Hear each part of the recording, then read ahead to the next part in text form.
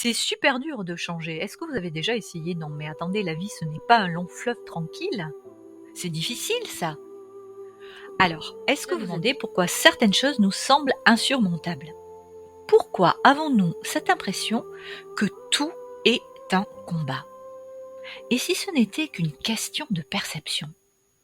Aujourd'hui, dans Sérénité au féminin, nous allons déconstruire ensemble la croyance tellement répandue du c'est difficile grâce aux neurosciences. Tony Robbins disait d'ailleurs, les seules limites que nous avons sont celles que nous croyons. Elles ne sont que des illusions créées par notre esprit. Je répète, les seules limites que nous avons sont celles que nous croyons, elles ne sont que des illusions créées par notre esprit.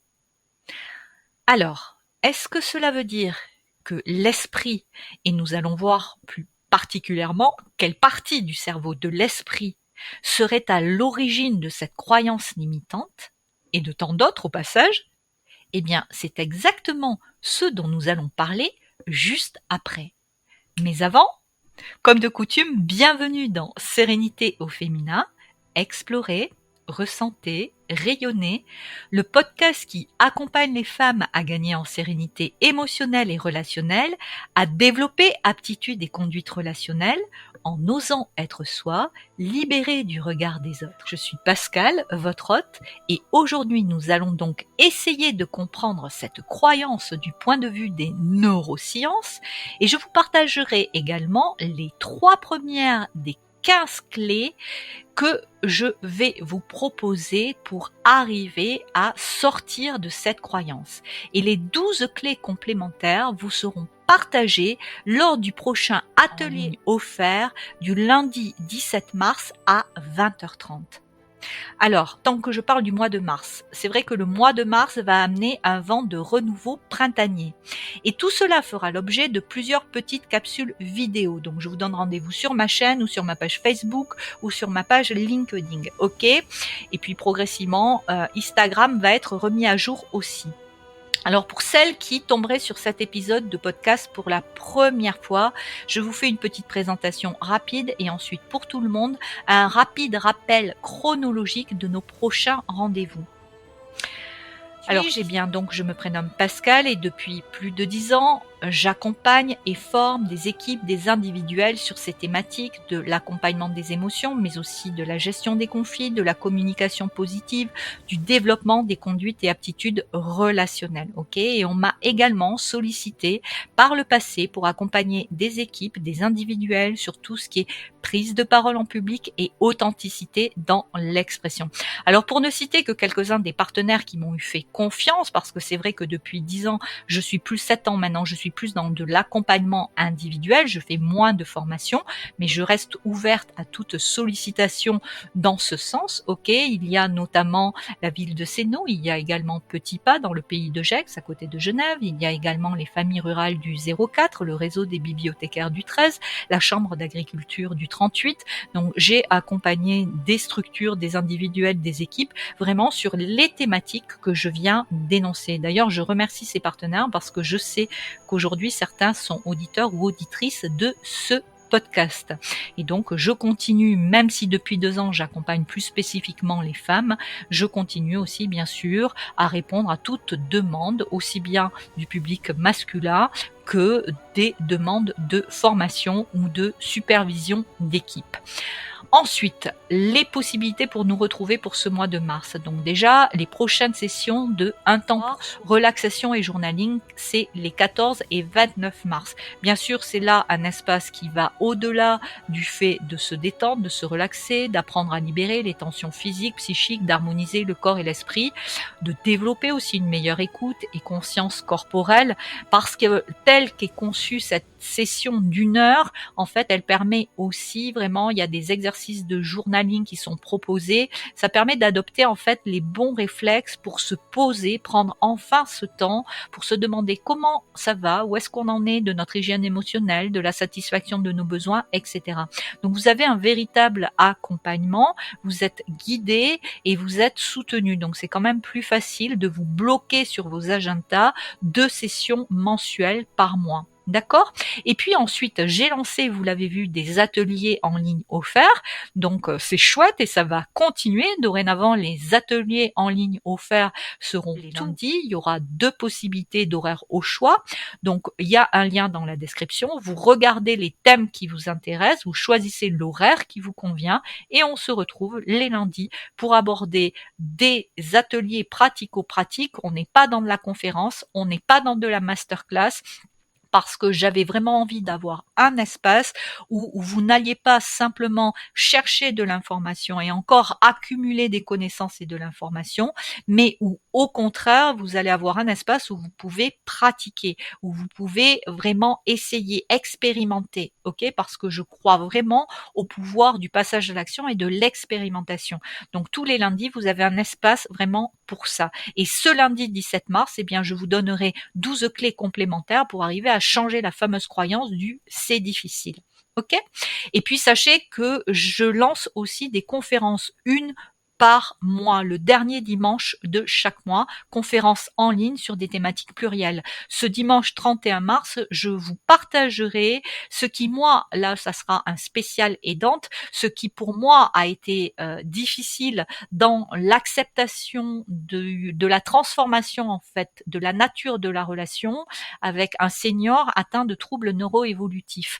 Et du coup, je me suis rendu compte par les ateliers que je viens de faire que c'est aussi quelque chose qui vous est difficile. C'est vraiment un travail de transformation intérieure. Donc, j'aurai l'occasion de vous partager mon expérience lors de cette conférence du 31 mars. Pareil, tout ça, c'est dans le même lien atelier. Vous allez voir, il y a les ateliers et la conférence, j'ai regroupé puisqu'il n'en a qu'une par mois. Donc, vous allez voir et vous pouvez à chaque fois cocher en fait ce qui vous intéresse, vous inscrire et vous recevrez ensuite dans un email les liens des salles d'invitation, tout simplement. Ok? Et puis, cela approche.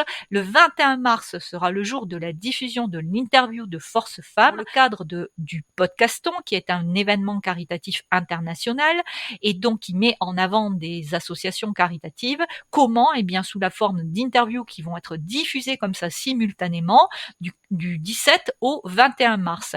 Et la diffusion de l'interview Force Femmes sera le vendredi 21 mars et on va enregistrer la semaine prochaine. Et je vous annonce d'ores et déjà l'arrivée régulière d'interviews dans le cadre de mon podcast. On va aborder des thématiques plurielles avec des personnes aussi qui ont des compétences complémentaires aux miens. Donc ça va être chouette et je suis vraiment impatiente d'initier, voilà, une autre fois le retour de ces interviews qui sont un peu comme mes rencontres inspirantes, mais vont être intégrées à mon podcast. Ok?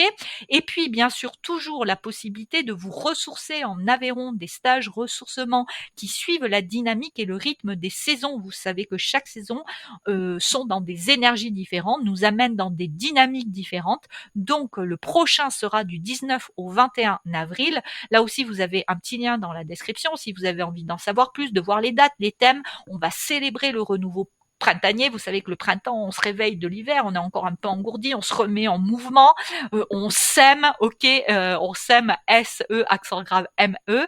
Donc vraiment, ces stages vont être une opportunité de ressourcement en lien avec l'énergie du printemps, c'est-à-dire se réinventer, se réveiller, se ressourcer, se régénérer, sortir de nos torpeurs, vraiment mettre de la clarté par rapport à nos projets, se remettre en mouvement au niveau du corps. Vous savez que j'adore tout ce qui est mise en mouvement du corps. Donc rendez-vous du 19 au 21 avril dans l'Aveyron. Si vous avez envie d'en savoir plus, rejoignons-nous dans la description. Est-ce que j'ai fait le tour? Je crois. Je vous rappelle aussi pour celles et ceux qui n'auraient pas écouté mes précédents épisodes qu'il y a un changement de rythme de diffusion de mes podcasts avec maintenant une semaine à Sérénité au féminin et c'est vrai que je suis repartie en fonction aussi de l'interview du 21 mars donc il y a une semaine à Sérénité au féminin le vendredi et la semaine d'après à Sérénité pratique les lundis. Et on va tourner comme ça, une fois un lundi, une fois un vendredi, une fois un lundi, une fois un vendredi. Donc attention au changement de rythme de diffusion de mes podcasts. Et puis vous le savez, toujours la possibilité, si vous avez envie d'aller un petit peu plus loin que les ateliers offerts, eh bien de bénéficier d'une session découverte avec moi où on fait le point sur votre réalité, sur ce que vous avez envie de faire évoluer. Et puis je vous donne des clés, on change vraiment déjà de perception. Et à partir de là, on voit si vous avez envie d'aller plus loin, s'il y a parmi mes offres des offres qui sont adaptées, en sachant qu'en parlant d'offres, je vais en reparler à part. Il y a aussi pas mal de nouveautés qui arrivent en mars. Alors, maintenant, voyons d'où vient cette croyance « tout est difficile ». Ah, c'est difficile, c'est difficile, c'est difficile. Si vous saviez le nombre de fois que je l'ai entendu cette phrase, ou je l'ai entendu cette phrase dans mon environnement familial, et à chaque fois j'avais beau essayer, c'était encore une de mes erreurs de jeunesse, hein, essayer de dire à la personne concernée, mais si tu crois que c'est difficile, ça risque pas d'évoluer. Je l'ai écrit 36 fois, je l'ai dit 36 fois, mais on ne peut pas changer les autres, on ne peut que se changer soi. Par contre, effectivement, c'est important de comprendre que cette croyance, elle vient à la fois de ce qu'on appelle l'éducation, tout ce qui est épigénétique. Les parents, les professeurs, la famille, l'entourage familial, ok, c'est pas que les parents, hein, c'est l'entourage familial élargi. Ça peut être des sœurs, des frères, des cousins, des cousines, peu importe, mais c'est l'entourage familial, ok, les professeurs qui insistent sur la difficulté de la vie. C'est des choses qu'on a pu entendre dans la bouche de nos parents, dans la bouche d'amis, de proches, de personnes influentes, de professeurs, de sœurs, de frères, etc. Donc ça vient nous conditionner. Non seulement à chaque fois que ces personnes prononcent ces phrases, elles se conditionnent elles-mêmes, mais en plus elles vous conditionnent aussi parce que petit à petit, vous prenez ces phrases pour de la réalité. On va y revenir. Qu'est-ce que c'est aussi qui fait naître cette croyance du tout est difficile? Il y a les expériences passées. Quand on a vécu des échecs ou des situations difficiles. Vous savez que j'aime pas beaucoup cette notion d'échec parce que tout est expérience, ok, mais en tout cas, il y a certaines situations dans nos vies qui sont associées à des tas d'émotions inconfortables ou douloureuses. Et du coup, je vais y venir juste après. Comme notre cerveau a horreur en fait de ressentir de la douleur, eh bien, il a associé les échecs comme quelque chose de douloureux. Et donc, ça peut nous conditionner d'une part à croire que tout est compliqué, et puis ça peut ça peut aussi générer le fait que nous cherchons ensuite à nous protéger en fait de ce qui est douloureux, de ce qui est associé à des émotions douloureuses, ok ? Il y a bien sûr tous les conditionnements aussi sociétaux, ok. Et pour les femmes, souvent, nous avons à prouver notre valeur encore plus que les hommes dans de nombreux domaines. Alors, avant que je fasse un focus complémentaire vraiment sur à la fois l'impact sur nos vies de femmes, mais vraiment sur le fonctionnement du cerveau, pour qu'une bonne fois pour toutes, on comprenne d'où elles viennent, cette croyance. Le fameux 95%, 5%, et la fameuse roue négative de l'association mentale, effort égale douleur. Qu'est-ce que ça veut dire pour notre cerveau? Je vais vous donner cette belle citation de William Shakespeare qui dit: nos doutes sont des traîtres et nous privent de ce que nous pourrions souvent gagner par simple peur d'essayer. Je répète, nos doutes sont des traîtres et nous privent de ce que nous pourrions souvent gagner par simple peur d'essayer. William Shakespeare. Ok? Alors c'est quoi le 95-5 avant de parler un petit peu de l'impact? Le 95-5, retenez bien ce chiffre. Retenez bien ce chiffre, surtout si vous avez l'impression de contrôler votre vie. Notre vie, elle est contrôlée à 95% par nos programmes inconscients. C'est comme un iceberg. Il y a la partie que l'on voit, c'est le 5%, c'est le conscient. Et la partie invisible, c'est le 95%, c'est notre inconscient. Eh bien, qu'on en ait conscience ou pas, c'est le cas de le dire, notre vie, elle est dirigée par les 95%. D'où le fait que oui, parfois, c'est complexe de changer. Parce qu'en fait, notre cerveau, c'est un peu comme un ordinateur, et la réalité de notre vie, elle correspond aux programmes qui sont dans l'ordinateur. Alors j'espère que je suis claire dans mes explications, mais moi, j'ai vraiment envie que l'on comprenne ça. Déjà. Et puis ensuite, il y a la mécanique, donc effort égale douleur, et le cerveau a horreur d'accord, de ressentir de la douleur, ok, donc il va tout faire pour nous protéger de la douleur, de l'inconfort du connu. C'est pour ça que tellement de personnes préfèrent rester dans l'inconfort de l'inconnu que d'aller vers l'inconfort du connu, ok. Et donc, dès qu'on a cette association mentale dans la tête, effort égale douleur, eh bien, c'est sûr que ça va être compliqué de changer de comportement. Ok, parce qu'on va continuer à emprunter les chemins neuronaux habituels, les autoroutes neuronales habituelles. Ok, alors si, comme moi, vous avez peut-être entendu beaucoup ce c'est difficile dans le cadre de votre environnement familial. Ok, si vous avez aussi entendu ça dans votre entourage, tout simplement, moi j'ai parfois, et là aussi je vous appelle à vigilance, j'ai parfois des personnes en coaching, en accompagnement, je me souviens de 2-3 personnes notamment, qui lorsqu'elles ont expérimenté la simplicité en fait d'un processus, il y avait comme une part de c'est pas possible que ça soit aussi simple. Vous voyez, on est tellement conditionné à croire que ça doit être compliqué, qu'il faut en baver, que tout doit être un combat par l'histoire de nos 95% de programmes inconscients, que quand c'est simple et quand on l'expérimente et même plusieurs fois, on se dit non mais c'est pas possible que ça marche, c'est pas possible que ça soit aussi simple. Alors, je ne vais pas la citer, je pense à une cliente en particulier, une autre aussi qui m'avait dit ça quand je lui avais dit, mais est-ce que vous réalisez que c'est vous qui créez vos pensées et que si vous pensez que c'est difficile, vous avez aussi la possibilité de penser que vous pouvez progresser, que vous pouvez changer, que ça peut être plus facile, que vous êtes intéressante. Ok? Donc, c'est vrai que j'ai régulièrement des clientes qui sont dans une espèce de méfiance vis-à-vis de la simplicité. Et moi, ça m'interpelle vraiment sur la force et la puissance de notre conditionnement aussi dans l'inconscient collectif par rapport au fait que ça peut pas être simple. Donc vraiment, je vous invite à ça. Ok, à bien réfléchir, à bien prendre conscience de ça. Et du coup, il y a aussi le fait que l'on l'entend parfois dans notre cercle privé, on va dire, dans le cercle personnel, mais j'ai aussi entendu des professionnels en session d'animation, d'ateliers, de groupe, etc., de coaching, dire c'est difficile. Ou quand quelqu'un proposait une solution, dire oui, mais ça c'est difficile, ça.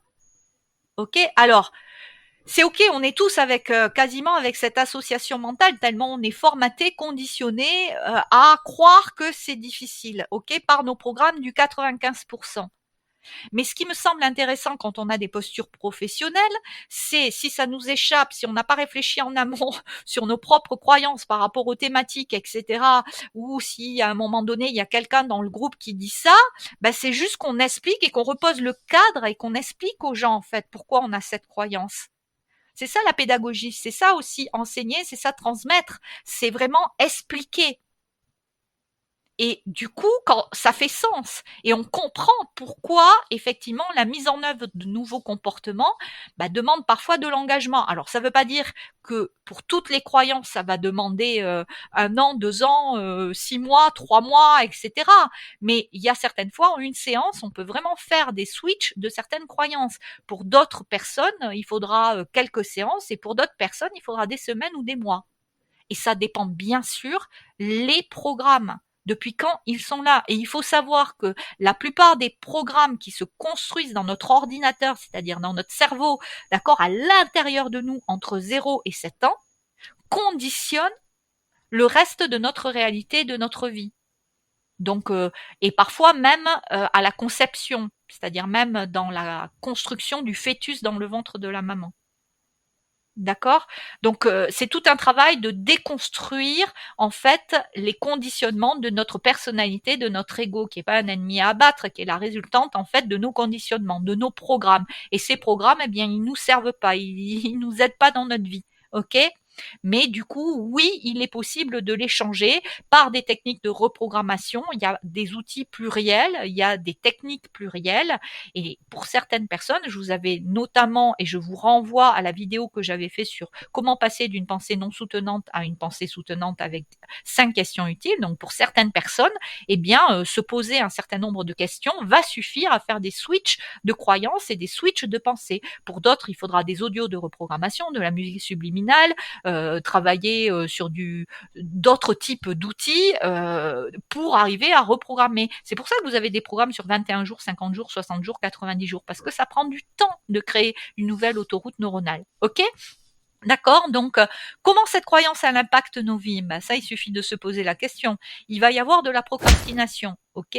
Par peur de l'échec ou de la réussite. C'est-à-dire par peur de ressentir à nouveau des émotions désagréables liées soit à l'échec, peut-être de la honte, de la culpabilité, du doute, etc., ou à la réussite. Si la personne derrière a fait un immense burn-out à un moment donné par épuisement mental aussi, elle va pas avoir envie de retrouver une autre fois parce que tout d'un coup, certes, elle avait réussi, mais elle s'est fait déborder, il y a eu un épuisement psychologique, une difficulté à tout gérer, à tout grossir, ça génère des peurs, et tout ça, ce sont des émotions désagréables que le cerveau évite. Et donc, il développe des tas de stratégies d'évitement. D'accord? Ça va donner aussi des comportements où les femmes vont pas oser demander plus. Moi, je me souviens encore de cette cliente qui changeait d'entreprise. Elle avait 8 années d'expérience sur le poste et son entretien s'est certes bien passé, mais quand je lui ai dit est-ce que tu as pensé à, enfin, est-ce que tu as remonnayé, rediscuté ta rémunération en prenant en compte en fait tes 8 ans d'expérience, elle m'a dit non, j'ai pas osé.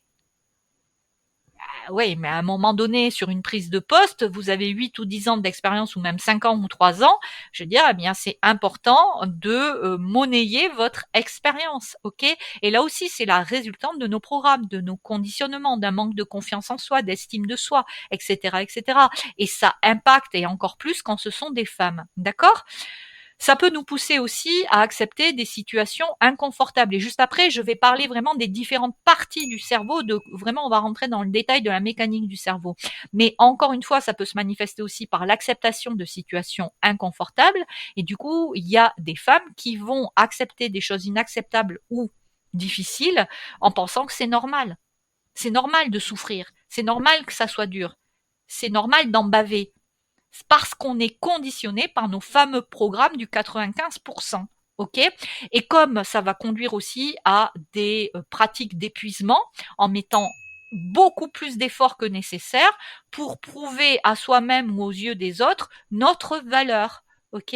Donc on est vraiment dans ces mécaniques. Du coup, j'ai envie de vous partager cette autre citation d'Henry Ford qui dit que vous pensiez, écoutez bien, c'est super important, écoutez bien, que vous pensiez être capable ou ne pas être capable, dans les deux cas, vous avez raison. Je répète, que vous pensiez être capable ou ne pas être capable, dans les deux cas, vous avez raison. Eh bien voilà une citation qui, encore une fois, valide l'importance de ce que l'on pense. Et ce que l'on pense, et donc ce que l'on matérialise dans nos vies, est la résultante des fameux 95% de programmes inconscients et 5% de programmes conscients. 1 à 5% de notre programme conscient manifeste la réalité de notre vie et 95% manifeste la réalité de notre vie. Donc dans la balance, c'est vite vu là où c'est intéressant de travailler. Ok, si on veut réellement changer, pas juste comprendre, mettre du sens, c'est déjà un premier niveau de libération. Mais si on veut changer, c'est vraiment là-dessus qu'il est important de travailler. D'accord ? Alors, si on plonge un petit peu dans les différentes parties du cerveau, qu'est-ce que je pourrais vous rajouter? Ce que disent vraiment les neurosciences sur cette croyance. Je vous l'ai dit, on l'a vu, notre cerveau est conçu pour éviter l'effort et la douleur. C'est ce qui alimente d'ailleurs cette perception du c'est difficile. Donc, je vous ai expliqué la mécanique. Effort égale douleur, douleur égale danger, donc stratégie d'évitement. La fuite, le déni, etc., etc. Alors, il y a d'abord le rôle de l'amygdale. L'amygdale, c'est pas l'amygdale de la gorge, il y a aussi une partie de l'amygdale dans le cerveau, et c'est une petite structure du cerveau qui est responsable de la gestion de la peur et du stress. Et qu'est-ce qui se passe lorsqu'un défi semble trop grand? Eh bien, il y a l'amygdale qui déclenche une réaction de protection qui peut aller jusqu'à nous faire ressentir de l'anxiété et nous pousser à éviter la tâche. Ok? Et donc, on développe des tas de stratégies d'évitement, de fuite, de déni, etc. Deuxième partie dans le cerveau, le cortex préfrontal et la gestion de l'effort. Alors, le cortex préfrontal à l'avant, dans le front là, ok, joue un rôle clé dans la planification et la prise de décision.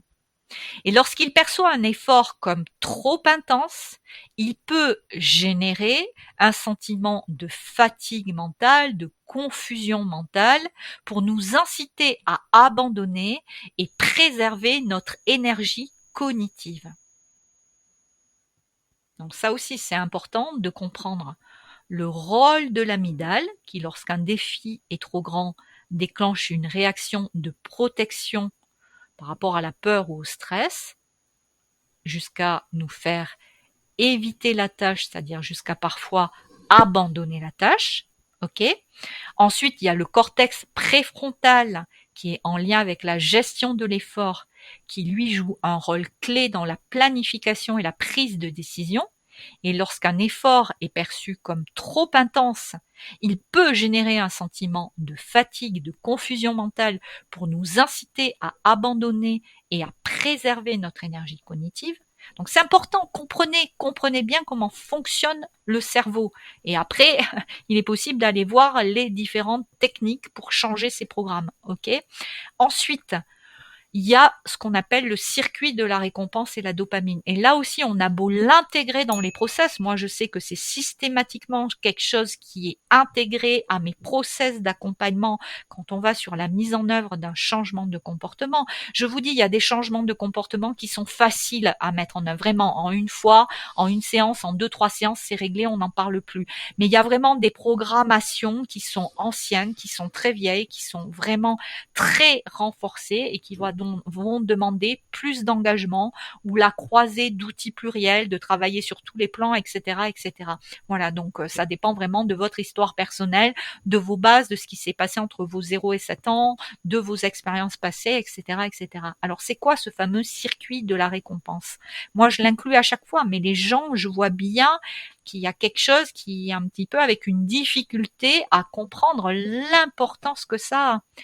Vous avez, j'espère, saisi que le cerveau, la partie reptilienne, va être à la recherche du plaisir immédiat. D'accord? Et notre cerveau, d'une façon globale, fonctionne sur un système de récompense basé sur la dopamine. C'est pour ça que, par exemple, pour la procrastination, vous avez prévu de faire une tâche et puis à un moment donné, vous vous dites: «Oh bah, ça peut attendre», ou vous avez prévu d'aller courir dehors, il fait pas beau, il y a du vent, ah bah non, j'irai pas, et puis vous allez vers le frigo et vous mangez, je dis n'importe quoi, un bout de saucisson, un bout de fromage, et cetera. OK? Vous avez prévu d'arrêter le sucre et puis, eh bien, un coup de stress, vous ouvrez, le placard et vous allez, chercher des biscuits, par exemple. D'accord, ok? Parce que là aussi, en fait, d'un point de vue hormonal, vous êtes dans la satisfaction du plaisir immédiat. Ok? C'est-à-dire que tout d'un coup, soit vous allez vous mettre à scroller plutôt que de faire ce que vous aviez envie de faire, et vous allez aller vers la satisfaction du plaisir immédiat. Ok? Et du coup, ça va mieux. Donc, ça va. Donc, vous n'êtes plus en situation de stress ou de danger, ou vous n'êtes pas en train de ressentir une émotion désagréable. D'accord? Donc, le cerveau fonctionne sur un système de récompense basé sur la dopamine. Et si nous n'associons pas, écoutez bien ça, une tâche difficile à une gratification rapide et immédiate, eh bien, qu'est-ce qu'il va faire? Il va avoir tendance à nous détourner vers des activités plus immédiatement gratifiantes ou plaisantes, comme les distractions, comme les sucreries, comme les addictions, etc., etc. Ok? C'est pour ça que moi, dans tous les process d'accompagnement avec mes clientes, il y a ce côté gratification. On se récompense. On va se boire une petite boisson qu'on aime bien, on va s'aérer, on a fait, eh bien, on se récompense. Et quand du coup, et on va en parler juste après, vous allez voir, quand on change l'association mentale, au lieu de dire effort égale douleur, et quand on change l'association mentale, eh bien petit à petit, ou parfois très vite pour d'autres croyances, on change le comportement. D'accord? Autre chose extrêmement importante, donc, c'est la plasticité neuronale et le conditionnement. Plus nous répétons une pensée, comme c'est difficile, alors soit nous la répétons nous-mêmes, soit nous, nous l'intégrons parce qu'elle nous est répétée souvent par l'environnement. Ok? Donc, plus nous répétons une pensée, et notamment celle du c'est difficile, plus notre cerveau renforce ce schéma neuronal. Ok? La bonne nouvelle, c'est que nous pouvons reprogrammer notre façon de penser en remplaçant ces croyances limitantes par de nouvelles habitudes mentales positives. Ça va pas se faire en claquant des doigts. Pour certaines choses, ça va aller très vite. Pour d'autres, ça va demander un engagement sur plus de temps. Mais dans tous les cas, si c'est vraiment ce que vous souhaitez, si on est vraiment motivé, des fois, il va falloir aller renforcer les ressources qui manquent pour tenir le cap de l'engagement, pour tenir le niveau d'engagement, pour tenir la détermination, pour tenir la confiance en soi. C'est vraiment un sacré chemin. Et des fois, un chemin qui, par rapport justement à ces 95% de programmes inconscients, ressemble un peu à un combat et à une bataille. Et c'est vrai qu'on cherche des fois des solutions plus rapides. Alors des fois, pour certaines croyances, ça va très vite. Pour d'autres, je vous le dis, c'est quand même un engagement. Ok, jusqu'à trouver une combinaison d'outils qui arrive à ce que vous voulez. D'accord? Qui vous permettent d'arriver à ce que vous voulez. Ok? Ensuite, l'autre élément, c'est l'effet de la perception sur la douleur de l'effort. J'en ai beaucoup parlé.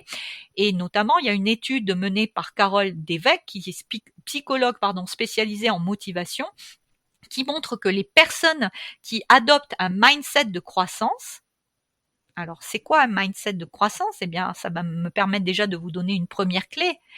C'est changer la fameuse association mentale, effort égale douleur, par effort égale progression. Je fais un arrêt sur image, parce que c'est déjà une première clé. C'est pas, on peut démarrer par celle-là, mais pour démarrer par celle-là, il faut déjà avoir conscientisé et avoir identifié nos associations mentales ou nos croyances limitantes. Ok?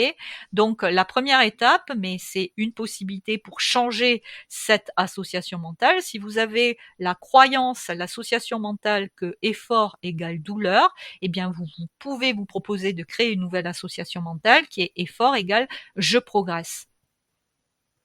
Et les gens qui ont ce mindset de croissance ressentent moins la difficulté, ça ne veut pas dire qu'elle n'y est pas, mais ils la ressentent moins, la difficulté que ceux qui ont un mindset, ce qu'on appelle fixe. C'est-à-dire que les croyances, la croyance est que les capacités sont figées. Je réfléchissais à comment je vous disais ça. D'accord? Le mindset fixe, c'est la croyance que les capacités sont figées. Et là, puisqu'on parle de gratification, on a parlé de plaisir, je vais vous offrir la citation de Steve Jobs encore, qui disait « La seule façon de faire du bon travail est d'aimer ce que vous faites ». Donc là encore, c'est pas en l'air. Bien là, ça a à voir avec ce que je vous expliquais par rapport au circuit de la récompense et à la dopamine. Si vous aimez ce que vous faites, si quand vous le faites, vous vous sentez léger, joyeux, porté, mais déjà, il y a fort à parier que ça ait du sens pour vous et que ça ait à voir vraiment avec un élan intérieur. Vous savez que la joie, quelque chose qui est un élan, eh bien, c'est plutôt un bon indicateur que vous êtes en train de faire quelque chose qui vous va, qui vous correspond, qui vous parle, qui fait sens, etc. D'accord? Sinon, on s'étiole et on va sur quelque chose qui est une énergie beaucoup plus lourde, on se perd, on perd le sens, etc. Donc, je répète la citation de Steve Jobs, c'est la seule façon de faire du bon travail est d'aimer ce que vous faites. Alors, je vous ai promis 3 premières clés sur les 15 que je vais vous proposer lors de l'atelier du 17 janvier. La première clé, vous allez me dire, ouais, mais vous vous répétez. Ben oui, mais parce que c'est la base. C'est quand même la conscience de soi, la connaissance de soi. Ok, si vous n'avez pas des moments où vous vous posez, peu importe comment vous vous posez, mais posez-vous avec vous-même. Ça peut être du journaling, ça peut être tenir un journal, ça peut être se mettre sur le canapé, réfléchir à comment je me sens, c'est quoi mes croyances, c'est quoi mes associations mentales. Ça peut être, pour certaines, vous faire accompagner parce que c'est pas toujours évident d'aller déceler aussi nos associations mentales et nos croyances limitantes. Ok, ça peut être la relaxation, la méditation, la sophro, le yoga, peu importe. Mais si vous ne créez pas des espaces à un moment donné où vous pouvez vous poser pour réfléchir à votre fonctionnement, à vos croyances, à vos associations mentales, eh bien, je veux dire, ça va être difficile de les changer si vous les identifiez pas. Donc, à la base, eh bien, oui, il y a toujours ce qu'on appelle la conscience de soi, la connaissance de soi. D'accord? Ensuite, je vous ai donné un exemple de changement. Vous pouvez vous proposer de changer vos associations mentales. Ça peut être une deuxième clé. Donc, par exemple, je le redis, au lieu de considérer que quoi? Que l'effort rime avec douleur, vous pouvez considérer que l'effort va avec progression. Et à chaque fois que vous vous voyez en train de commencer à penser « Ah là là, je vais souffrir en fait parce que ça me fait mal, parce que c'est difficile », hop, vous pouvez vous dire un stop. Non, non, non, attends, là, je suis en train de progresser, quoi. Et j'y vais, et j'agis, et je fais. Alors peut-être que ça sera imparfait au départ. Peut-être que du coup, ça va demander aussi d'apprendre à accepter nos imperfections, de comprendre que l'expertise, elle vient par la répétition, sur la durée, sur le temps. On ne devient pas expert juste en une fois. D'accord? C'est tout un chemin, c'est un processus. Ça demande du temps, certaines fois, d'aller voir à l'intérieur de soi. Mais la réalité extérieure, elle est étroitement imbriquée à notre réalité intérieure et notamment au fameux 95%. Ok? Donc comprenez bien que l'extérieur est le reflet de nos 95%. D'accord? Ok? Donc, clé numéro 1, développer la conscience de soi. Trouvez-vous des espaces où vous vous posez pour réfléchir sur vos comportements, vos croyances, vos associations mentales, les identifier, les noter, les associer vraiment aussi, repérer avec quelles émotions elles sont associées, avec quelles tensions physiques elles sont associées, etc., etc. D'accord? Faites ce travail-là. Et puis, apprenez à remettre en question vos pensées. Donc, je vous ai dit, remettre en question vos pensées, ça va être quoi? Vous demander si la difficulté est réelle ou si j'ai juste une perception. Ça aussi, c'est la deuxième clé, d'accord? La conscience de soi, la connaissance de soi, remettre en question ses pensées. Quand je dis c'est difficile, là, à tout vent, ou que je le répète à d'autres, est-ce que la difficulté, elle est réelle ou est-ce qu'elle est la résultante de mon conditionnement à mes 95%? Ben non, dans ces cas-là, je suis juste prise dans mon conditionnement par mes 95%. Donc c'est juste une perception, c'est pas une réalité. Mais à force, on l'imprime comme une réalité. Et c'est là où c'est parfois complexe et parfois plus rapide. Voilà, il n'y a pas de règle non plus parce que moi j'ai vraiment vu des switches rapides et j'ai moi-même pour certaines choses fait des switches rapides. Pour d'autres, ça demande beaucoup plus d'engagement et parfois c'est un chemin. D'accord? Ok? Il y a Sénèque qui disait « Ce n'est pas parce que les choses sont difficiles que nous n'osons pas, c'est parce que nous n'osons pas qu'elles sont difficiles. » Donc, clé numéro 1, développer la conscience et la connaissance de soi. Clé numéro 2, remettre en question vos pensées. Est-ce que la difficulté est vraiment réelle ou est-ce que c'est juste une perception résultant, maintenant vous l'avez bien compris, je l'espère, du 95% de vos programmations inconscientes? Et ensuite, vous pouvez commencer, par exemple, à travailler sur changer vos associations mentales. Si vous avez l'association mentale de dire effort égale douleur, vous pouvez vous proposer de dire effort égale progression. Ok? Donc ça, c'est drôlement important. Et puis souvenez-vous, en fait, des 5 questions utiles que je vous ai proposées, ou 3 questions utiles, je vous mettrai le lien de la petite fiche. Il y a aussi, est-ce que c'est utile? Est-ce que ça me soutient? Est-ce que ça me rassure? Vous voyez, vous pouvez aussi remettre en question vos pensées avec ce type de questions. Alors bien sûr, après, il y a d'autres clés, il y a d'autres choses à connaître, mais ça, eh bien, je vous invite à me retrouver lors de l'atelier du lundi 17 janvier, 17 mars à 20h30. Voilà, écoutez, je vous remercie pour votre présence, pour votre écoute. J'espère que vraiment ça vous aura éclairé. Je voudrais terminer en vous parlant notamment d'un chiffre qui, moi, quand même, me soutient aussi dans cette compréhension et dans cette motivation à vraiment mettre en œuvre le changement au niveau des programmes inconscients. C'est que 92% des personnes qui pensent qu'une tâche est difficile abandonnent rapidement. Alors que 70% de celles qui adoptent une approche progressive finissent par réussir. La source, c'est l'université de Stanford. Ok? Et c'est toujours Tony Robbins qui dit l'échec n'existe pas, il n'y a que des résultats. Et je vais vous rajouter une clé supplémentaire. Allez, je vous en rajoute une. vous allez voir, je vais vous proposer une affirmation positive. D'accord? Et si au lieu de voir les choses comme difficiles, nous les considérions comme des opportunités d'évoluer.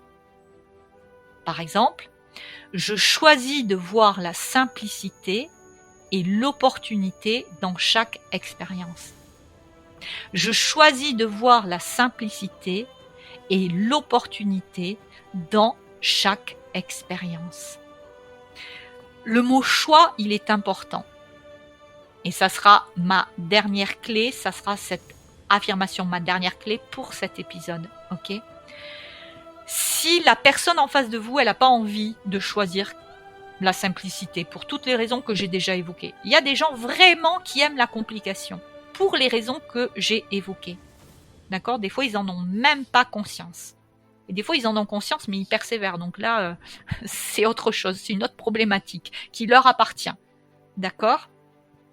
Mais voir la simplicité et l'opportunité dans chaque expérience, quand vous avez quelqu'un qui continue d'être sur ces schémas et que vous ne pouvez pas le faire changer, parce que cette personne aime la complication ou croit aimer la complication pour les raisons que je viens d'évoquer, eh bien vous pouvez par contre essayer de vous changer vous pour préférer la simplicité et voir l'opportunité dans chaque expérience. C'est vraiment un changement d'angle de perception.